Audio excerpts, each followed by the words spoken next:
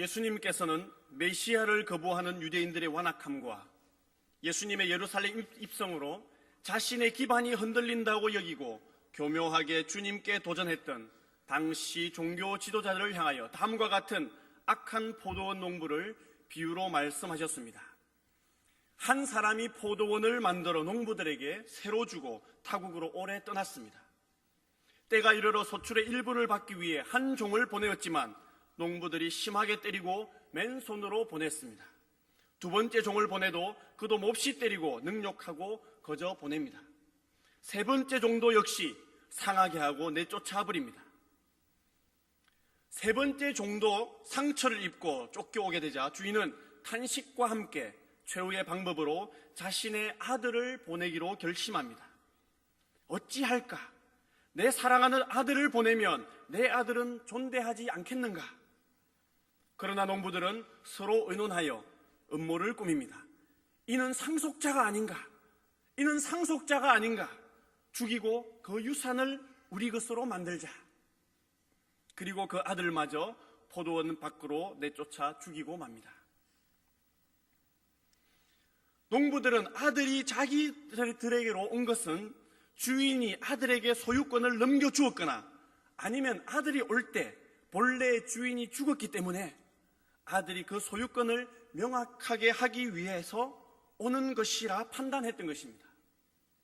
그러나 농부들의 이 판단은 틀린 판단이었습니다. 주인이 죽은 것도 아니었고 상속자 아들을 죽인다고 그 소유권이 자기들에게로 넘어가는 것도 아니었습니다. 이 비유를 마치시고 예수님은 청중들에게 질문하셨습니다. 이처럼 악한 농부들을 포도원 주인은 어떻게 처리하겠느냐? 이처럼 악한 농부들을 포도원 주인은 어떻게 처리하겠느냐? 16절 말씀 그리고 직접 답하셨습니다. 다 같이 읽도록 하겠습니다. 16절입니다. 시작. 와서 그 농부들을 진멸하고 사람들이 듣고 이르되 그렇게 되지 말아지이다 하거늘. 그리고 17절 18절 말씀입니다. 그들을 보시며 이르시되 그러면 기록된 바 건축자들의 버린 돌이 모퉁이의 머릿돌이 되었느니라 함이 어찌미냐. 무릇 이 돌 위에 떨어지는 자는 깨어지겠고 이 돌이 사람 위에 떨어지면 그를 가루로 만들어 흩으리라 하시니라. 19절 서기관들과 대제사장들은 이 예수의 악한 농부 비유가 자기들을 직접 가리켜 말씀하신 것을 알았습니다. 그리고 즉시 예수를 잡고자 하였지만 예수님을 따르는 많은 백성들이 두려워서 강행하지 못합니다. 이에 그들은 로마 정권의 힘을 빌어서 예수를 체포하고자 정탐꾼을 보냅니다. 누구를 보낸다고요? 정탐꾼을 보냅니다. 20절 말씀 읽어드립니다. 이에 그들이 엿보다가 예수를 총독의 다스림과 권세 아래에 넘기려 하여 정탐들을 보내어 그들로 스스로 의인인 채 하며 예수의 말을 책잡게 하니. 정탐들을 보내어 그들로 스스로 의인인 채 하며 예수의 말을 책잡게 하니. 이제 예수님의 언행 중 빌미를 잡아서 함정에 빠뜨리기 위해 간교한 술책을 씁니다. 21절입니다. 그들이 물어 이르되 선생님이여 우리가 아노니 당신은 바로 말씀하시고 가르치시며 사람을 외모로 취하지 아니하시고 오직 진리로서 하나님의 도를 가르치시나이다. 이와 같은 사탕발림으로 연막작전을 펼칩니다. 그리고 22절 말씀 우리가 가이사에게 세를 바치는 것이 옳으니까 옳지 않으니까 하니. 이것은 당시 유대를 식민지로 점령하고 있던 로마 황제 가이사에게 세금을 바치는 것이 옳은지의 여부를 묻는 것이었습니다. 당시 유대인들은 자기 나라를 무력적으로 지배하면서 높은 세금을 징수하는 로마 제국 가이사에게 대해 깊은 반발심을 가지고 있었습니다. 로마의 통치를 못마땅하게 여겼을 뿐만 아니라 굴욕의 상징인 공세를 바치는 것을 싫어했기 때문에 예수님을 로마 쪽이든 유대 쪽이든 어느 쪽이든지 미움을 받도록 하기 위한 교묘한 질문이었습니다. 만일 예수님께서 가이사에게 세를 바쳐야 한다고 하면 메시아를 기대하는 백성들은 크게 실망할 것이고 돌아설 것입니다. 반대로 가이사에게 세를 바치지 말라고 하면 당장 반역죄로 로마 당국에 체포될 것이기 때문입니다. 예수님은 그 관계를 아시고 말씀하십니다. 내게 데나리온 하나를 보여달라. 누구의 형상과 글이 있느냐? 가이사의 것은 가이사에게, 하나님의 것은 하나님에게 바치라. 국가에 대한 국민의 의무는 다하되 생명을 포함한 모든 것의 주인 되시는 하나님께 하나님의 것을 바치라 하는 것입니다. 그리스도인들이 지녀야 할 국가와 하나님에 대한 자세를 언급하는 내용입니다. 가이사의 것은 가이사에게 바쳐야 합니다. 국가나 자치단체에 요구하는 세금이 특별히 하나님의 뜻을 거스리는 것이 아닌 한 그리스도인은 성실히 내야 합니다. 그러나 세상에 존재하는 모든 통치의 구조가 하나님의 섭리를 따라 진행되고 있기 때문에 성도는 삶의 실제적인 모든 영역에서 하나님의 권위에 원칙적으로 우선적으로 복종해야 하는 것입니다. 즉 로마의 것은 로마에게로 돌려주고 유대의 것은 유대에게로 돌려놓아라. 가이사의 것은 가이사에게, 하나님의 것은 하나님에게로 돌려놓으라는 강조적 의미입니다.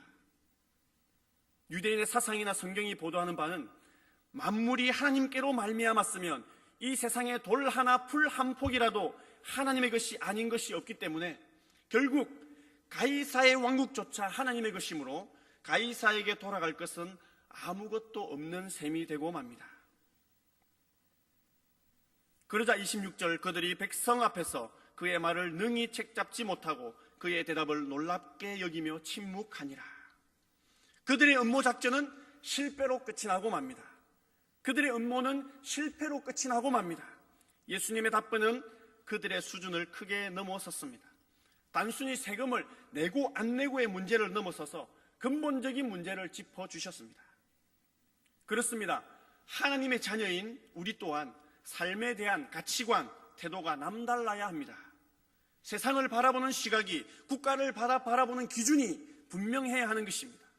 때로는 힘든 결단이 필요합니다. 비록 결과는 같을지라도 고뇌하고 몸부림치는 과정이 있어야 한다는 것입니다. 먼저 하나님의 것을 하나님께 드릴 수 있는 하나님 중심의 자녀가 되어야 합니다. 말씀이 삶의 판단 기준이 되는 말씀 중심의 거룩한 성도가 되어야 합니다. 이 시대를 살리는 희망인 교회 중심의 그리스도인이 되어야 합니다. 저를 따라 다시 외쳐보겠습니다. 하나님 중심의 자녀, 말씀 중심의 거룩한 성도, 교회 중심의 그리스도인. 질문을 드리도록 하겠습니다. 성탄절, 교회 인근 절에서 100만 원짜리 화환을 교회로 보내왔다고 가정해 보겠습니다. 골리앗교회 축성탄, 무슨 절, 무슨 사, 주지성. 이 화환을 받아야 됩니까? 돌려보내야 됩니까?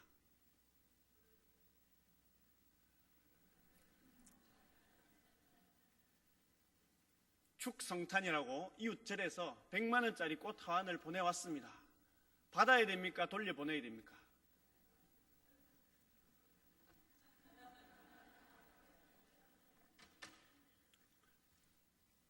좋은 게 좋습니까? 호의로 받아야 합니까? 그들은 마음이 넓은 양 화환을 보내놓고 시험할 것입니다.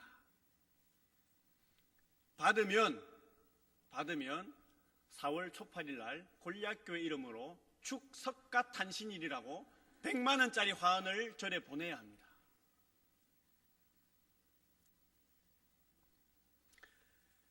주고받는 것이 넓은 마음입니까? 결코 그럴 수 없는 것입니다. 이것은 진리의 문제와 결부되기 때문입니다. 두 번째 질문 드립니다. 출산을 앞둔 산모가 위급한 상황이 생겼습니다. 그리고 그 산모의 유일한 보호자였던 친오빠에게 의사는 묻습니다. 더 위급해지면 산모와 아기 중 누구를 살릴까요? 여러분에게 이 질문을 한다면 누구를 살리겠습니까?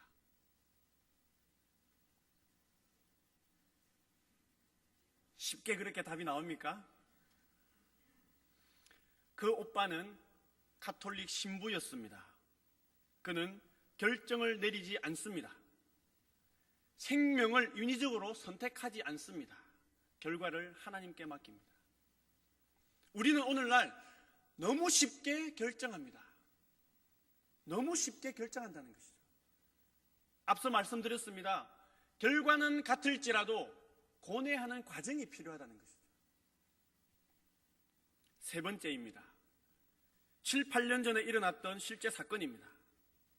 생활고로 아내는 집을 나가고 어린 두 아이를 키우던 가장이 한강 다리에서 자기 두 아들을 떨어뜨려서 죽게 했습니다. 그리고 붙잡힌 그가 한 대답이 더욱 충격적이었습니다. 저는 기독교인입니다. 아이들은 천국에 갔습니다. 저도 이제 회개하고 사함받아 천국에 갈 것입니다.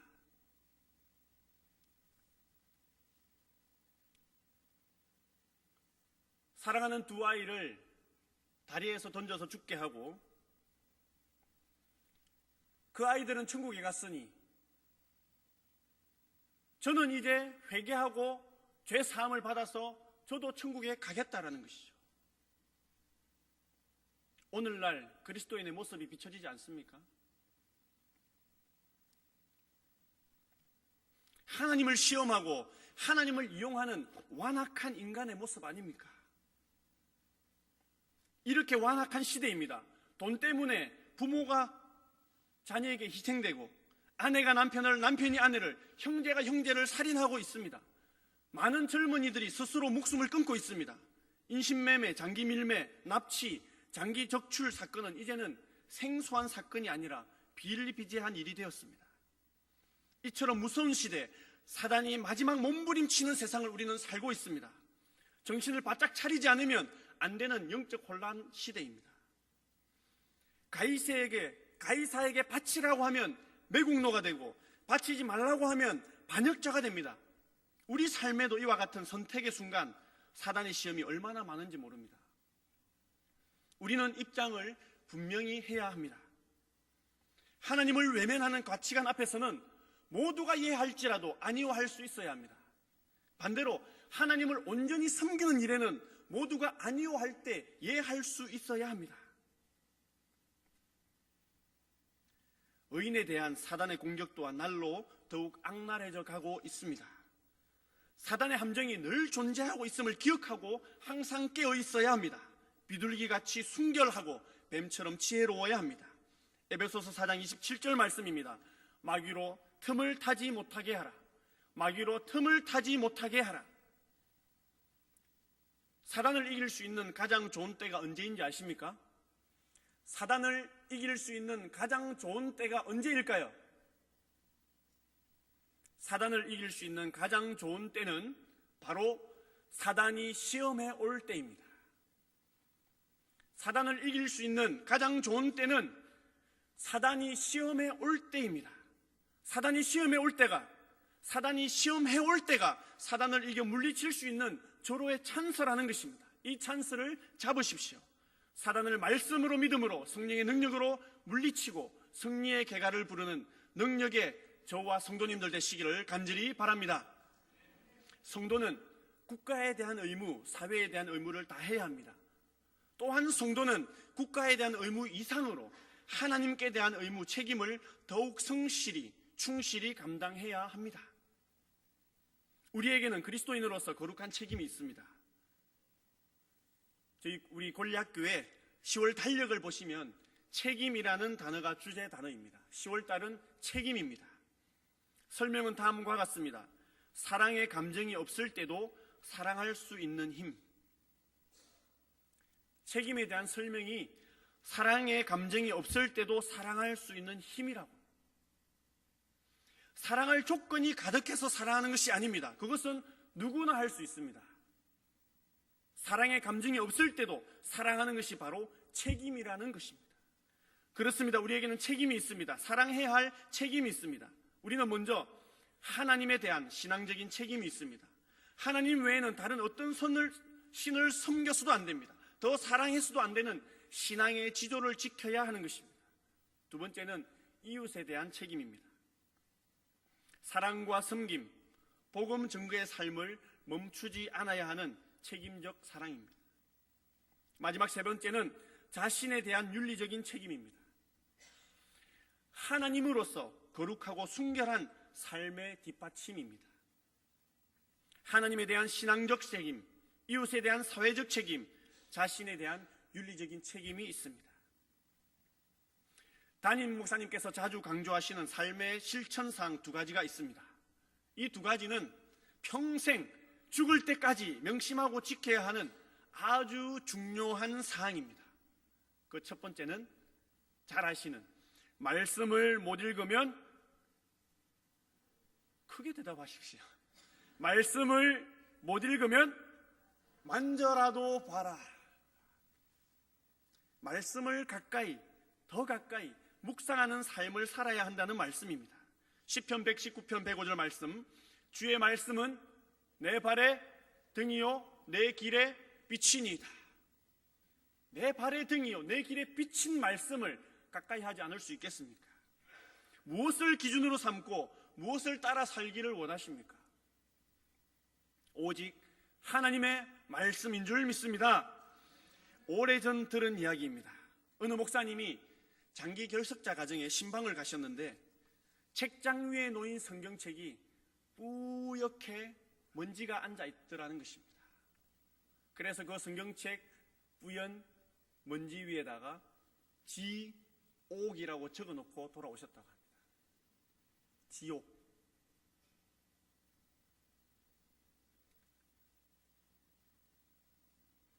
성경책은 부적이 아닙니다.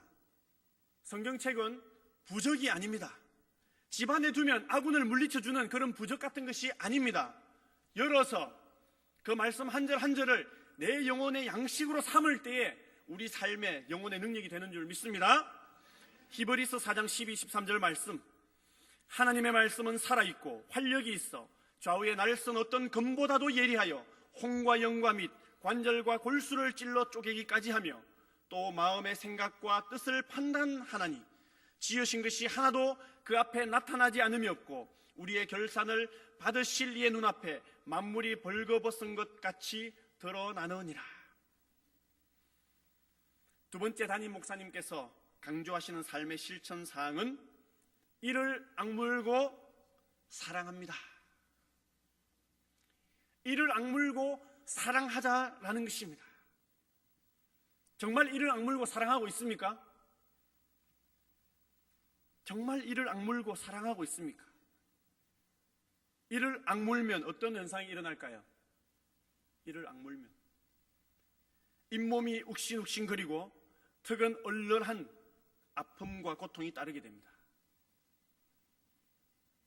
여러분, 잇몸이 욱신욱신거리고 턱이 얼얼하십니까? 도저히 사랑할 수 없는 원수까지도 사랑하면은 잇몸이 얼얼하다 못해 피가 나는 노력과 인내가 필요합니다. 또 우리에게는 붙여주신 객과 고아와 과부와 병든 자, 가난한 자, 영혼이 메말라 쓰러져 있는 그들을 진정으로 품고 사랑해야 하는 것입니다. 머리로만 사랑은 이런 것이야, 사랑은 이렇게 해야 하는 것이 아니라 마음으로, 가슴으로 사랑하는 사랑이 필요한 때입니다. 또 배가 고파 숨이 넘어갈 듯 우는 아기에게 무엇이 사랑입니까? 엄마가 바쁘게 움직이던 모든 것을 멈추고 아이를 안고 젖을 물리는 것 아닙니까? 말로만 사랑하는 것이 아니라 진정으로 애절하게 몸부림치는 사랑, 그런 사랑이 하나님의 사랑이고 또한 하나님의 사랑을 보여줄 수 있는 우리의 사랑일 것입니다. 새생명 153 축제 이제 4일 남았습니다. 1000명에 가까운 대상자들이 작정되었습니다. 그리고 우리는 파이브 생명운동으로 매일 중보하며 무릎으로 기도하는 전도, 5번 만나기로 작정하고 발로 찾아가는 전도, 작지만 정성껏 준비한 선물을 전달하며 손으로 섬기는 전도, 사랑의 마음을 전하는 마음으로 이어주는 전도, 복음 전도지 초청장을 통하여 입술로 전하는 전도, 또 매주일, 수요일, 금요일 매일 새벽 각 구역 부서가 모일 때마다 기도하고 있습니다. 이번 주간은 특별히 특세라고 이름 붙여서 새벽 기도회를 하고 있습니다. 새벽 기도회가 무슨 보통 기도회가 있고 특별 새벽 기도회가 있는 것도 아닌데, 그래도 이번이라도 힘을 내서 함께 기도하고 준비하자고 붙인 것이 특별 새벽 기도 아닙니까? 그런데 기도해야 할 사람이 보이지 않습니다. 기도하지 않으면 안 되는 사람이 보이질 않습니다. 안타까운 현실입니다. 하나님은 구원할 많은 영혼들을 어느 교회에 누구에게 붙여줄까 찾고 계십니다. 준비된 교회, 기도하는 교회, 하나된 교회, 사랑이 풍성한 교회를 찾고 계신다는 말씀입니다.